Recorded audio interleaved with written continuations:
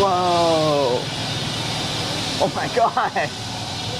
So with the info commons, did y'all have to completely demolish it before you started the renovation project? Basically just gutted it. So Wow. you see all the new framing that's in there now, all of that's new, but the exterior of it is basically staying as is.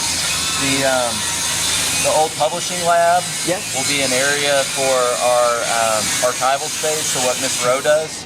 Okay. So she'll have an actual space that can be shared with the community. Do you know where the new pub lab would be, or? It's going to be up here on the 40th day at the second level, yeah.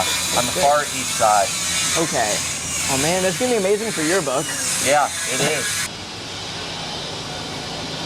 Here, and then on the far side over there, you've got a writing lab, and then the math lab gets relocated. So what used to be in the info commons, that'll be math lab, and then the writing lab next to it, and kind of a two-tiered area back there. So cool. So it'll be like a one-stop shop for all the student help. So there's your publishing lab. Oh, the pub lab. Yeah. Oh my gosh. And we got this nice set of windows to look out. Yeah, and then kind of a breakout area. So think man. like video board here. You'll be able to kind of meet independently or in a bigger group area. So where are we heading now? Okay. Very nice door, so. Oh my gosh, it's massive. So both left and right sides are going to have stained glass? Yeah, Is that the plan? There's actually 5 stained glass windows over here, 2 on either side of the altar sanctuary, and then 1 here in our organ room.